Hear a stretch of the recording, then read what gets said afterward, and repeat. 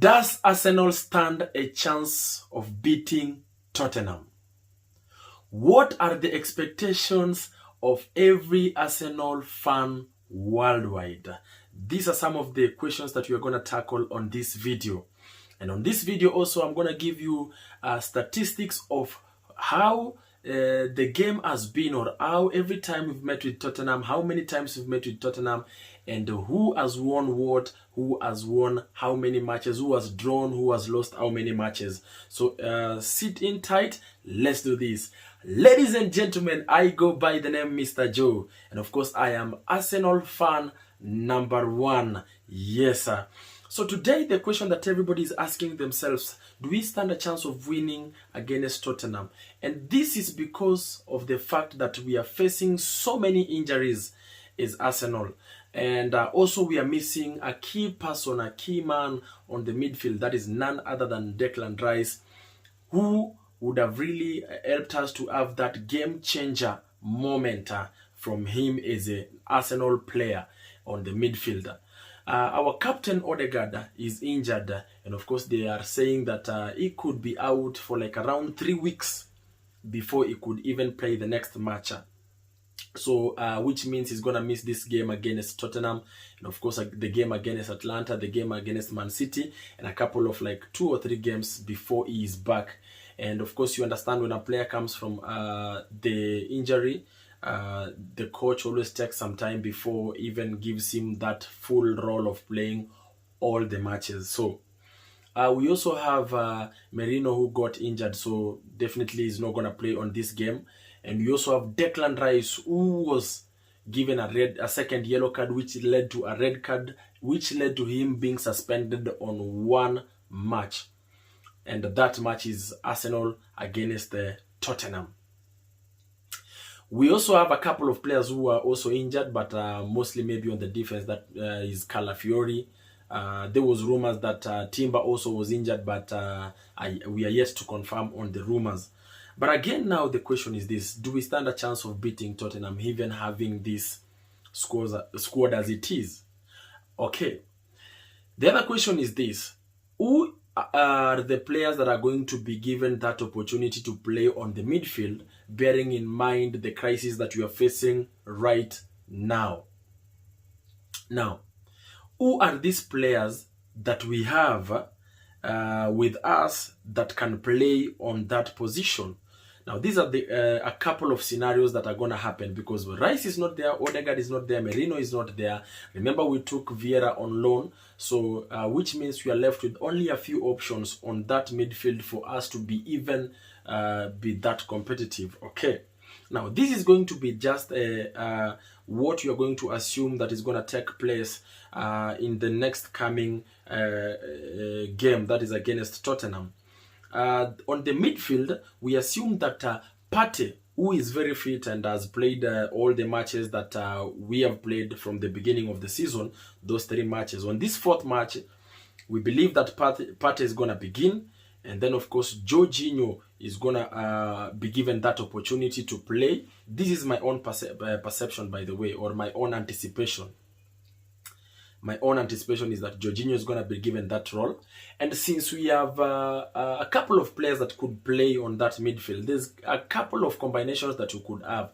But this, for me, I think is a combination that would work best. We put Havertz as number 10. So we play with 2 CDMs and then put Havertz as number 10. Or you can choose either Partey to play as number 8 or 6, Jorginho to play number 8 or 6, or you can just decide to play with the 2 CDMs and then you give Havertz that role of number 10, a number 10 that plays almost, quote-unquote, say, even up to number 8 role, okay? And which means that our midfield, as much as it's not going to have lots and lots of creation, because remember, Odegaard creates so many balls and gives the passes to the wingers, the striker.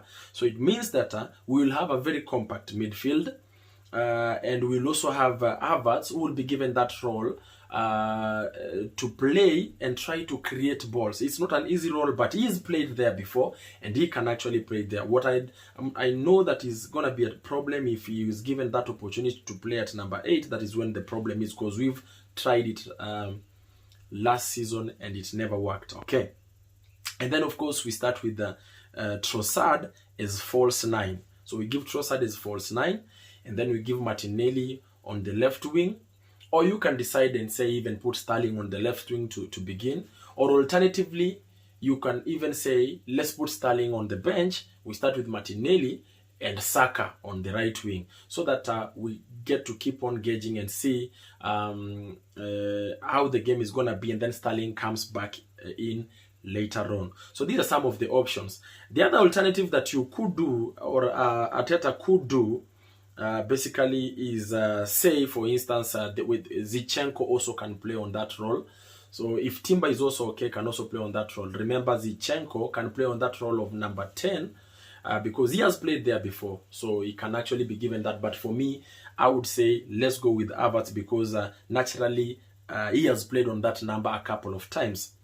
So that is the scenario that we have. So having said that, if I look at the squad of Tottenham, also the squad of Tottenham, I think it's almost it's complete basically. I don't think they have so many injuries apart from Bissouma, who has a knock, and of course Richarlison, who has a muscle injury. Most of the players from Tottenham, they are okay. So in this case, it means that we need to be very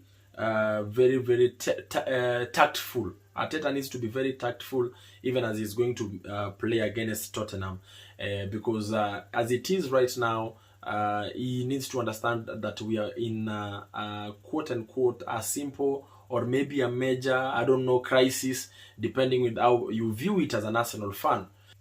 Having done that, now I want us to take a look at a couple of things. Number one, I want us to take a look at for instance, right now, where are we as Arsenal on the table and where is Tottenham on the table?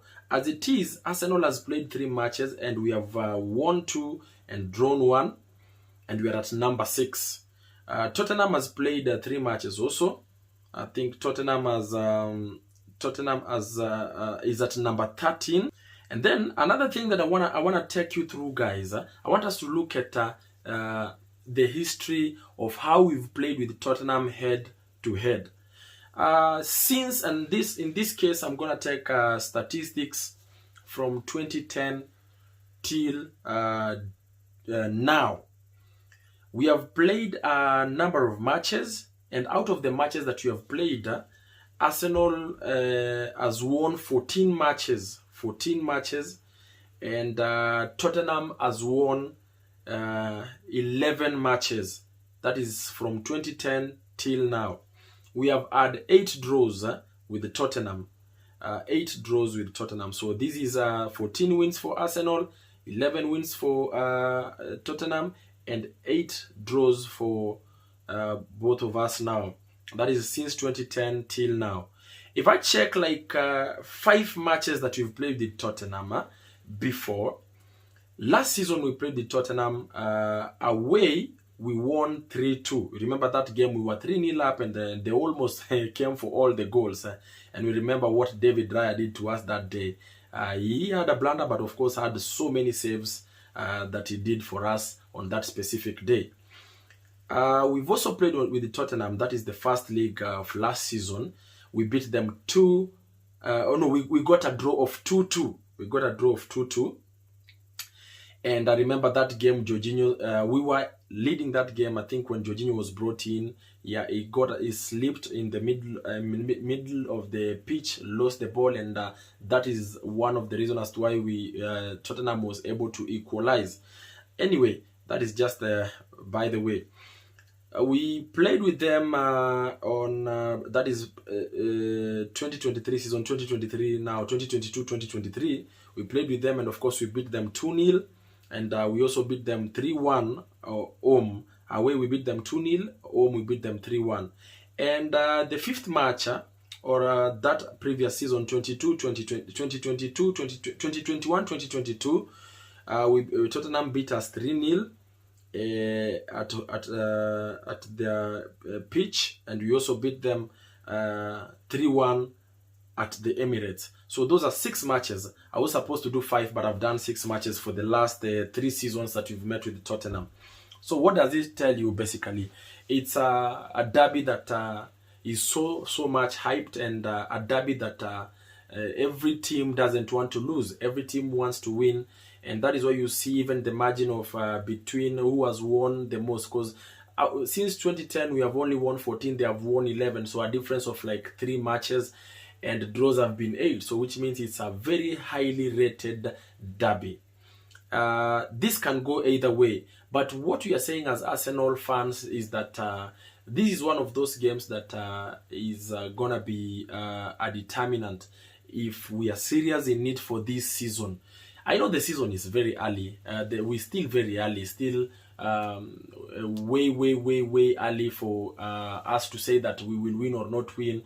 But as things are, and having watched what Man City has done on the game that they were playing, and of course were able to win the game when Haaland scored two goals to one for Man City, then it means we do not need to lose not a single game. If they are winning, we have to win. If they get a draw, we win. If they lose, we win. In short, what I'm trying to say is this. Even that draw against Brighton was a minus for us. We need to be positive on taking all the points. In short, we win when it is required and at every other particular match that you are playing. That is the only way that we can be able to take this league. Remember, we are facing Tottenham tomorrow. And if we beat Tottenham tomorrow, then we go to Man City with confidence. Where we go to play with Man City with confidence of us winning the game against Tottenham. And even if we are to get a draw, then we are still good to go.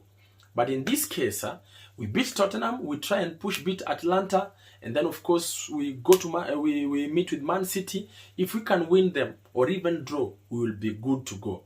By the time we are done with Tottenham, Declan Rice is gonna be back. So the game against Man City, we will be having a 95% squad that is ready to play with them. And then by the time we are done with City and a couple of games, either 1 or 2 games, then Odegaard will be back, and we will be almost 99% in terms of the depth of our squad, which is actually a good thing. So we actually need to make sure that we are collecting all the points from Tottenham tomorrow, so that we can look and be more competitive as per what we wish as Arsenal supporters, and even the players on themselves, and even the coach. So we wish all the very best to Arsenal. Let's wait and see what the result is going to be on that game between Arsenal and Tottenham. And of course, we will meet here and discuss more about the result and how the outcome was. See you again on the next episode. Salute you.